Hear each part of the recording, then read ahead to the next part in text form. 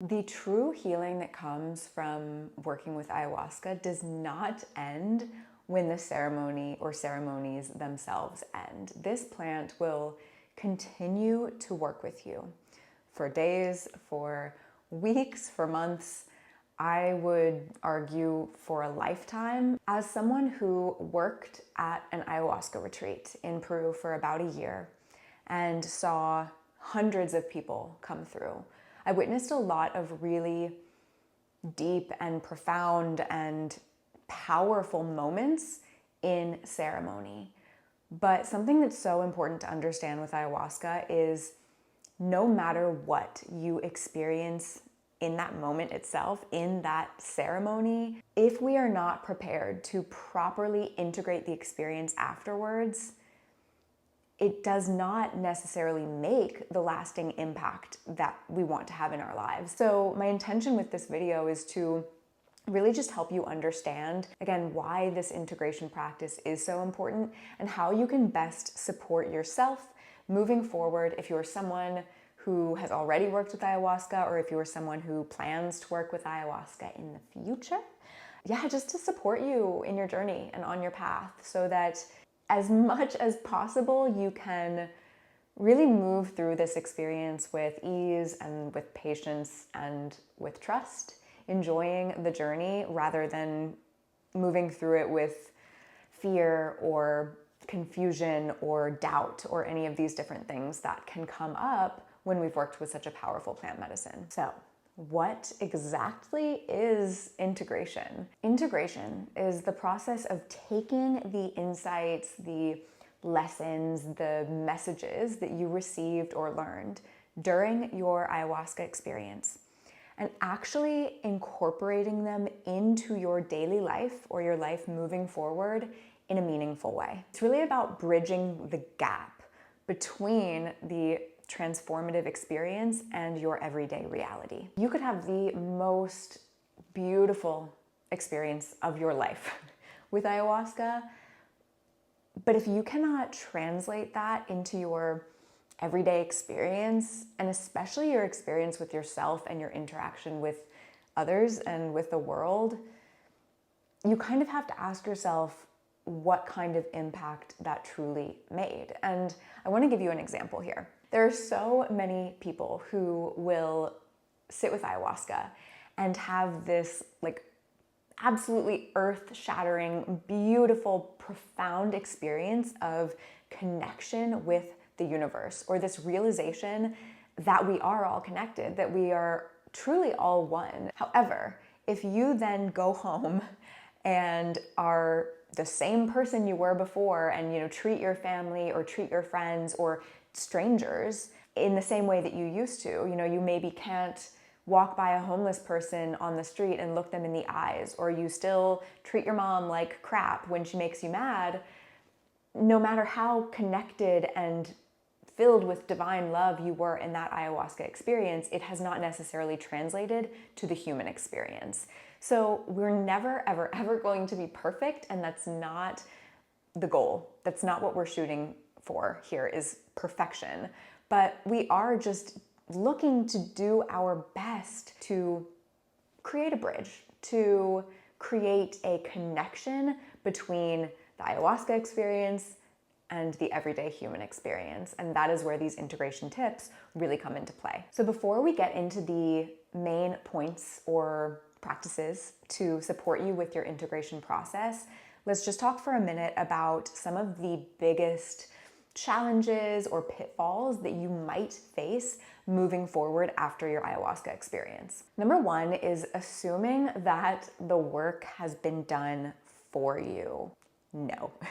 Ayahuasca is not a magic pill, and you still have to do the inner work and the outer work after your experience to continue with your healing process. I think one of the biggest challenges that people face is assuming that because they've had the ayahuasca ceremony, that everything is just going to be fixed. And that's just not necessarily how it works. The next challenge could be that your experience did not, at least in your mind, align with your intentions that you set before the ceremony itself.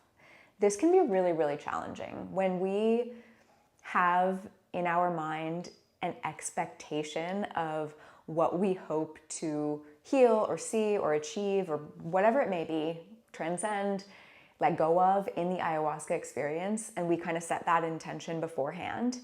And from our perspective, it seems like that is not what the ceremony addresses. It can be very frustrating or very confusing at times. Another challenge can arise if you are someone who is resistant to change. Ayahuasca will challenge, I promise you, she will definitely challenge very deeply ingrained belief systems that you have within yourself. And as open as we may feel that we are going into the experience, it can be very, very challenging. If ayahuasca, presents us with a new set of belief systems or challenges what we have always believed to be true.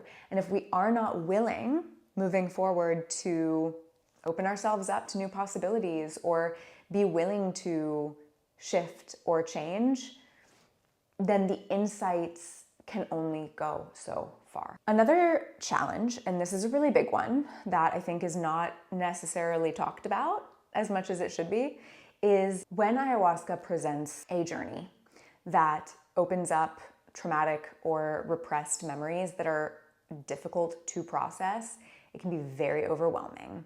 It can be very difficult. It can actually put us in a place where we might feel worse after the ayahuasca experience than we did before the ayahuasca experience. There's just kind of this expectation that we're going to go into this ayahuasca retreat or journey and come out a new person feeling so much better.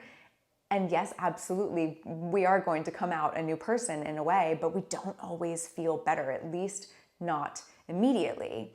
And I think that this is so important when it comes to the integration process, is also knowing that there may need to be an integration of very challenging, traumatic, or repressed emotions. The next challenge, and this is a really big one, unfortunately, that I saw a lot, is after the ayahuasca experience, going back home and not having the proper support system. So whether that means you go back to live with your family and maybe they don't necessarily understand what you've been through, or they're not of the same mindset, or your friend group back home does not understand or relate to what you have experienced. So how you deal with these challenges, with these circumstances, is going to play a really, really big role in how well you integrate your ayahuasca experiences. So we've gone through the main challenges, and I know that can sound a little bit scary, but trust me, if you do your best to follow some of the following integration tips, it is going to make a huge, huge difference in your overall experience, I promise. So let's go ahead and get into the top tips for integrating your ayahuasca experience. Number one is to honor and care for and really listen to your physical body. It's so easy after this experience to kind of be more focused on the mind and the mental and emotional and psycho-spiritual aspects of your healing, but the body is equally important. And I do have an entire video on the post-ayahuasca diet, so I will link that here for you guys. I'm not gonna go into detail on that in this video, but everything that we consume is energy. So in order to best support our integration after ayahuasca, it's really, really important to think about the energy of the food that we are putting into our system. After ayahuasca is a really great time to focus on more grounding foods, because again, the ayahuasca experience, it can be so profound and actually very, very intense. It can kind of bring us out of our body. This is a really good time to come back to the body and to ground and to really allow ourselves to come back to a space of safety and of being embodied. This can be done through food. This can be done through movement. Movement is one of the best ways to move energy after the ayahuasca experience. So whether that is dancing or doing yoga or daily walks in nature. Find a way to care for and move your body in a way that feels good. But please, please, please also really honor that this may be a time that you need deep rest. The ayahuasca experience, so much happens, and in a way, we're not only going through an integration, but also a recalibration. And so it's important to give our body the rest that it needs to allow the full integration and the full recalibration of energy to take place. Take the time to really ask yourself, and I invite you to do this every single day, how can I be most loving to myself today? And listen to your body and allow your body to really answer that question and honor it. Number 2 is to release expectations. It is super important to release any expectations about how the ceremony itself is going to go, and it is equally important to release any expectations around the integration and post-ayahuasca process. It's really easy to assume that life is going to look or feel a certain way after ayahuasca. But again, ayahuasca is not a magic pill. Healing does not always come in ways that we expect, and not even in ways that we fully understand. The second ayahuasca retreat that I ever attended as a guest, this is before I worked as a facilitator, was one of the most traumatic and challenging and dark ceremonies that I've ever experienced in my entire life. It actually was the most challenging that I've ever experienced, and one of the most traumatic experiences of my life, not even just considering ayahuasca, but overall. And I was so caught off guard by this ceremony. I need to share this in a full video one day, but I truly didn't understand what had happened, why it had happened. You know, every ayahuasca ceremony I'd had up until that point had been really, really beautiful and loving and deeply connected. And this was just the absolute opposite. And it took months, if not years, to be totally honest. I really think that it probably took a couple years overall to fully integrate that experience and to recognize that there was a healing happening in a way that I did not understand at the time. I just didn't have the perspective to see how that kind of release was actually a healing process, as challenging as it was. So just no assumptions, release any expectations, and be super open to how your journey is going to unfold. Number 3 is to take all of the time that you need. With ayahuasca, you are literally experiencing an energetic shift. Like I said before, a recalibration. And oftentimes afterwards, your mind and your body, it's like you are still sort of trying to catch up to what you have just experienced. So you might feel anxious or disoriented or confused or overwhelmed, and that is absolutely okay, and it is so normal. Again, this is why it's really important to allow yourself to ground and calm your nervous system, eat nourishing foods, move your body, do these different things, and really give yourself some grace in this period. Be patient with yourself. We'll get to that later, but allow yourself the time that you need to integrate this journey. And it can be really helpful if you have the opportunity, if you are someone who, works a full-time job, allow yourself a little bit of time and space after the ceremony before you just jump back into work.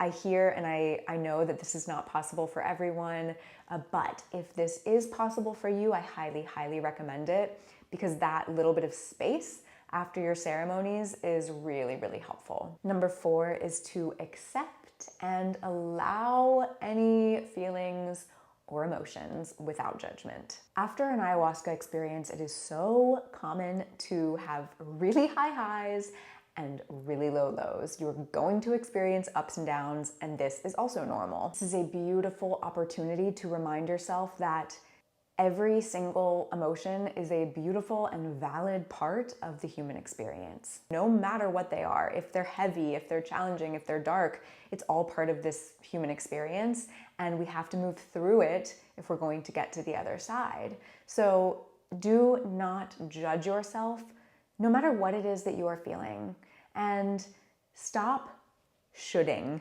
on yourself. This is really, really important after an ayahuasca experience, because it's so easy to feel like we should be in a certain place or have reached this, divine level of understanding, and that we shouldn't be falling backwards or going back into old habits or experiencing old thoughts or whatever it may be. But you're not falling back. There really is no falling back when it comes to this healing journey or this spiritual experience. Allow yourself to make mistakes. Allow yourself to slip up a little bit. That's just part of the experience. It doesn't mean you're falling backwards, and it doesn't mean that we need to judge ourselves. And two things that can be really, really helpful to practices within this kind of acceptance and allowance of emotions. Number one is, again, this kind of mindful movement, because it allows for such a beautiful expression and release of energy. So like I said before, dance, get outside, walk in nature, practice yoga, practice whatever your favorite form of movement is. You can even practice shaking, literally shaking your body to release energy. So just do what feels good for you to get unstuck. And then the second practice is one of my absolute favorites, and that is journaling. I cannot recommend enough to have a really dedicated journaling practice throughout this entire experience.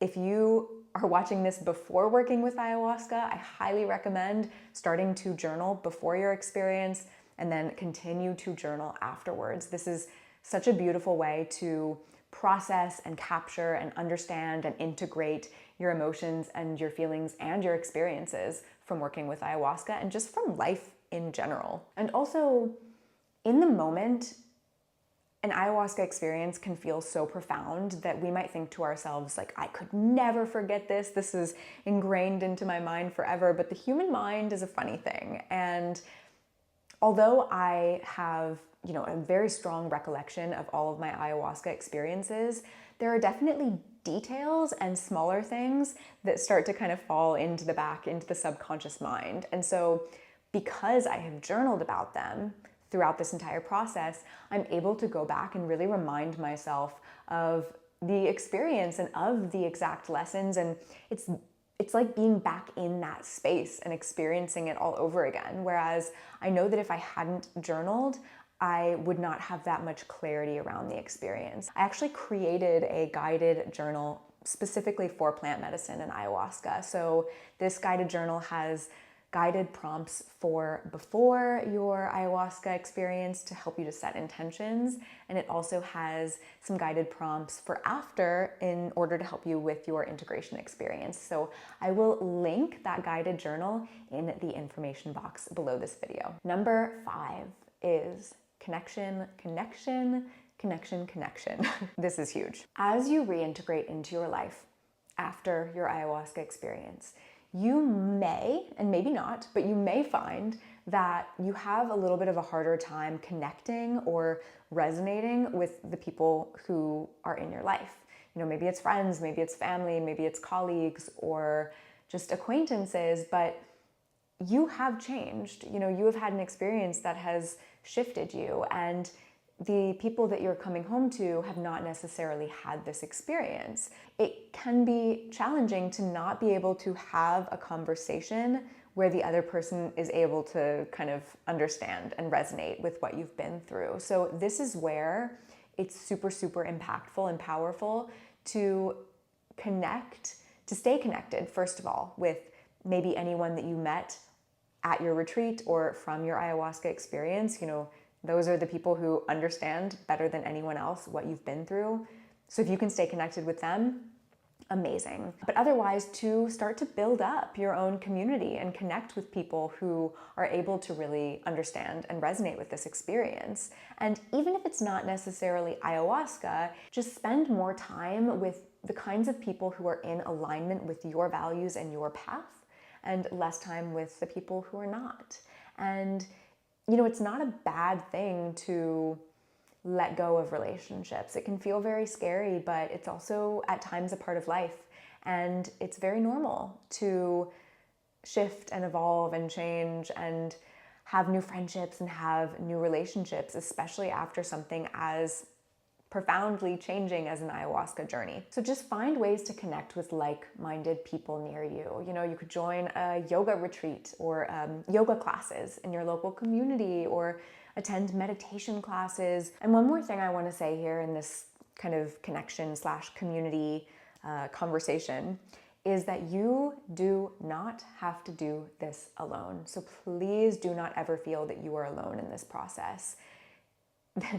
There have been times throughout my integration journey that I genuinely thought, like, I cannot do this by myself.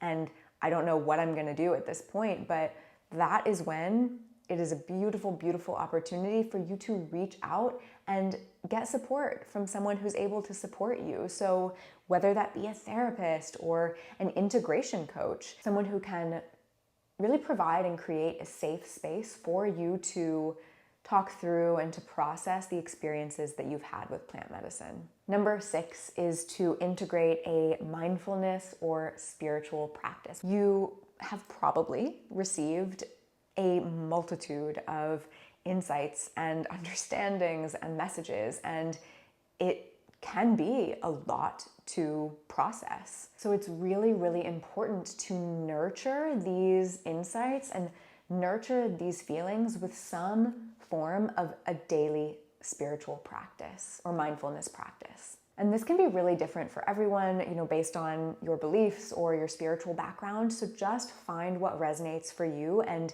try to be consistent with this practice. So some spiritual practices or mindfulness practices that you could consider as a part of your daily routine could be yoga, it could be meditation or breath work. I actually just released a integration meditation for plant medicine on this channel, so feel free to use that if you would like. You could practice prayer or mantras, mindful movement, journaling, or poetry. A gratitude practice, which is one of my favorites. This can kind of go along with your journaling practice. A time in nature. Again, this is one of the most powerful things that we can do on a daily basis, is just to get out and be surrounded by nature, be surrounded by trees. If you can, even walk barefoot on the earth. It's one of the most grounding things that you can do. Music and singing, these can be really deeply healing and actually very much of a spiritual practice. And also reading, you know, you could read a spiritual book that resonates for you, or a holy book that is aligned with your spiritual practice. So all of these things, again, it's so unique to you and your experience, but pick out one or pick out a couple that you would like to commit to and really make this a dedicated part of your daily practice. Number 7. This is so incredibly important, and I feel like up until this point, it's been very serious, which is maybe why this is even more important. So number 7 is to have fun and do not take life so seriously. Learning to express yourself in a fun and playful and creative way can actually be one of the most profound ways of healing and continuing to integrate your experience. So you can explore a new creative hobby, you can continue with something that you've always been interested, and there's so many things that you can do here, you know, painting, drawing, you know, any form of like creative expression. Maybe you like to create ceramics, maybe you like to dance, singing and music, even playing with animals, spending time outside in nature, gardening or cooking, or just being with friends and loved ones. It's easy to start to take things really seriously in this kind of spiritual healing journey, especially when we feel like we need to be healing and we need to be improving ourselves all the time. But you are not a self-improvement project, and life is really not meant to be so serious. That is one of the main messages that I've actually received from working with these plant medicines is life is supposed to be fun. It is supposed to be enjoyable. So don't take life too seriously and allow yourself to play, allow yourself to enjoy and have fun with it. Number 8, last but very, very, very much not least, is to trust the process. Trust the timing of your life, trust the journey, trust that everything is unfolding as it should, trust that you are exactly where you are meant to be in this moment. Not everything is going to just magically change overnight, and integration is definitely not a one-size-fits-all experience. It is going to be very, very unique to you, and there's really no knowing exactly how it's going to play out. Again, this is where it's just all part of the journey. So really use this opportunity to be as kind and forgiving and gentle with yourself as possible. Remember that the challenges are actually opportunities for growth, and you are more than capable of navigating them with grace. And always, always trust your own inner wisdom and your capability. Patience is really key here. Transformation takes time. And in your ayahuasca experience, the seeds that you have planted within your heart, within your mind, will continue to grow as long as you continue to, water those seeds and to do the work to support the integration process. So above all, just be gentle with yourself, have fun with the process, trust the process. You have already taken such a huge and courageous step towards your own healing and growth. And the truth is that this is really just the beginning. Ayahuasca integration can truly be a deeply, deeply transformative experience for you. It can help you to deepen your understanding of yourself, your relationship with others and with life overall, and to live a more authentic and fulfilling life. So those are all of the tips to support you in your integration process. I hope that you found this video helpful. If you would like to get the Ayahuasca integration journal, I will link that in the description box below. Thank you as always for your support and your kindness. And until next time, I will see you in the next video.